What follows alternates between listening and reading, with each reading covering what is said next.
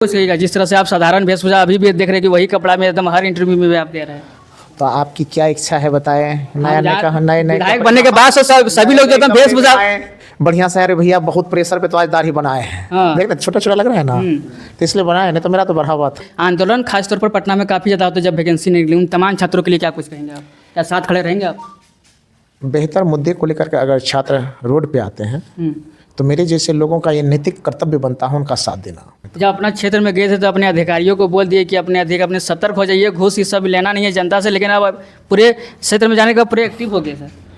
विधायक के रूप में मेरा कर्तव्य है, उसमें कतई कोई समझौता ही नहीं है। अगर समझौता करने का होता तो मैं वीडियो के रूप में लाखों कमा सकता था, पटना में घर ले सकता था। एंटी वेनम जो है हॉस्पिटल में खासतौर पर मिलता नहीं है। जब सांप काटती जब जाता है तो एंटी वेनम खासतौर पर स्वास्थ्य केंद्र में हॉस्पिटल में मिलता नहीं। उसको किस तरह से आप देखते हैं एंटी वेनम को लेकर?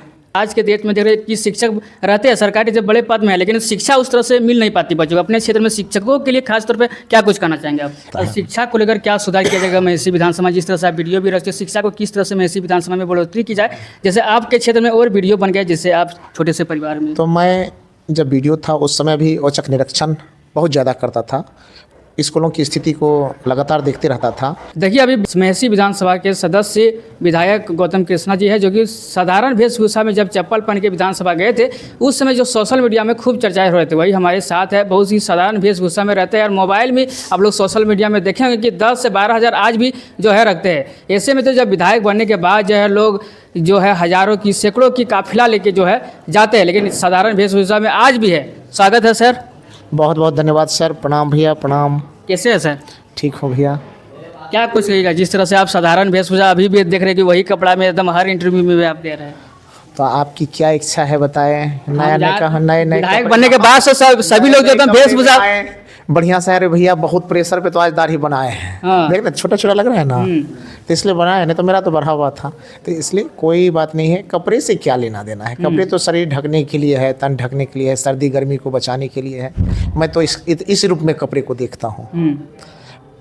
बाद बाकी शान शौकत का जो इशू बनाते होंगे उसको मुबारक हो। आज महिषी के जनता के लिए क्या कुछ सोचेंगे, किस तरह से रोड में 5 साल के लिए? महिषी विधानसभा के जनता को तो मैं कहता हूँ वो तो मेरे माता पिता तुल्य गार्जियन है। एक बेटा जैसे अपनी माँ के लिए, पिता के लिए, परिवार के लिए सोचता है। निश्चित रूप से मेरी जो भी जिम्मेवारी बनी है, जो भी अधिकार, शक्ति और सामर्थ्य जनता भगवान के वोट रूपी आशीर्वाद से मिला है, उसमें कतई कोई समझौता नहीं होगा।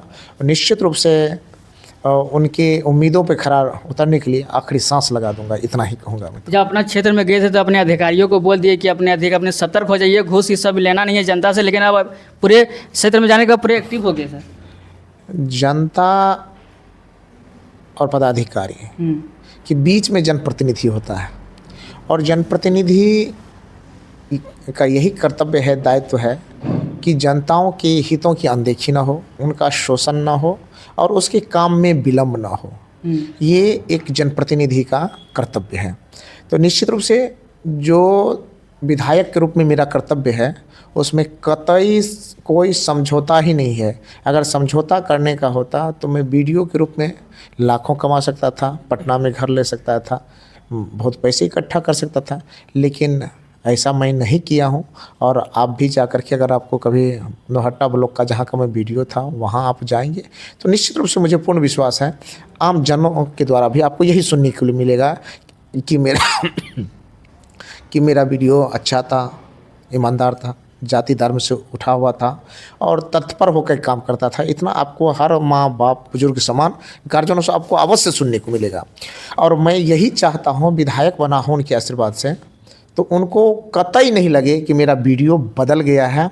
बस उनको लगे जैसा मेरा वीडियो था वैसा ही मेरा वीडियो है और उसी तरह मेरी हितों का ख्याल रखता है। शिक्षा को लेकर क्या सुधार किया जाएगा महिषी विधानसभा? जिस तरह से आप वीडियो भी रखते हैं, शिक्षा को किस तरह से महिषी विधानसभा में बढ़ोतरी की जाए, जैसे आपके क्षेत्र में और वीडियो बन गया जिससे आप छोटे से परिवार में? तो मैं जब वीडियो था उस समय भी औचक निरीक्षण बहुत ज़्यादा करता था, स्कूलों की स्थिति को लगातार देखते रहता था। वहाँ कौन शिक्षक आ रहे हैं, क्या व्यवस्था है, बच्चे की गुणवत्तापूर्ण शिक्षा में क्या स्थिति है, इसको मैं हमेशा देखते रहने का काम किया।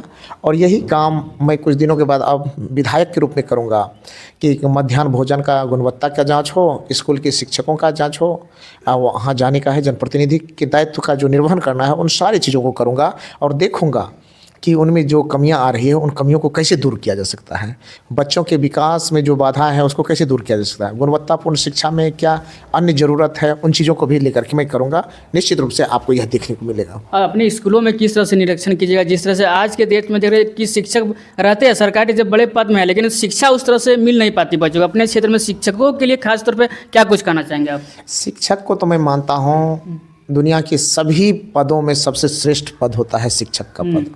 माता पिता के बाद अगर सबसे ज़्यादा कोई इज्जत का पद है, सम्मान का पद है, वो शिक्षक का पद है। अगर इसमें किसी तरह की हरास हुई है या जिम्मेवारियों से कोई शिक्षक निर्वहन नहीं कर पाते हैं तो ये दुखद बात है। लेकिन उसके बावजूद भी मैं कहूँगा आज भी शिक्षक अच्छे हैं, उनमें गुणवत्ता की कोई कमी नहीं है। बशर्ते कभी कभी हम लोग सिस्टम की वजह से, कभी अन्य कारणों की वजह से थोड़ा सा अपने कर्तव्यों के निर्वहन में शिथिल हो जाते हैं। तो मैं चाहूँगी जो शिथिलता आई है हम लोग ऐसा एक उमंग बनाएं, ऐसा एक वातावरण बनाएं, ऐसा एक परिवेश बनाएं कि सब व्यक्ति अपने दायित्वों का कर्तव्यों का निर्वहन करने के लिए खुद ब खुद बाहर निकल के आएँ। हॉस्पिटल में खास तौर पर जब बरसात का समय आती है, आपका गांव जो मेसी विधानसभा में कई तरह के गांव होंगे, वहाँ पर सांप ऐसे काटने का भी चर्चा है काफ़ी ज़्यादा सोशल मीडिया में। से एंटीवेनम जो है हॉस्पिटल में खास तौर पर मिलता नहीं है, जब सांप काटती जब जाता है तो एंटीवेनम खास तौर पर स्वास्थ्य केंद्र में हॉस्पिटल में मिलता नहीं। उसको किस तरह से आप देखते हैं एंटीवेनम को लेकर? इस बार तो 10 दिन पहले हम लोगों का रिजल्ट आया है, शपथ हुआ है। अब जब मैं हॉस्पिटलों का निरीक्षण करूंगा तो विशेष रूप से इन चीज़ों का जो जीवन रक्षक दवा है उनकी क्या स्थिति है उन पे भी जांच करूंगा।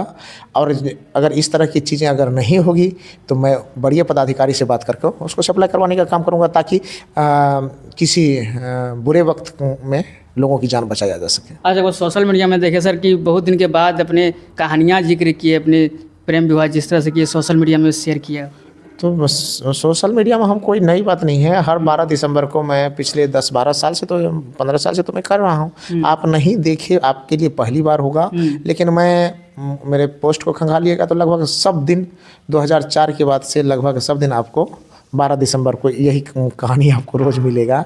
उसमें कुछ नहीं है कि मैं जिस अपनी पत्नी से शादी किया हूँ उसको मैं जिस दिन प्रपोज किया था उस दिन से हम लोग उस 12 दिसंबर को सेलिब्रेट करते हैं। इसमें कोई अन्य बात नहीं है। आज छात्रों के लिए क्या कुछ कहना चाहेंगे? जिस तरह से आंदोलन खासतौर पर पटना में काफ़ी ज़्यादा होता है जब वैकेंसी नहीं निकली, उन तमाम छात्रों के लिए क्या कुछ कहेंगे आप?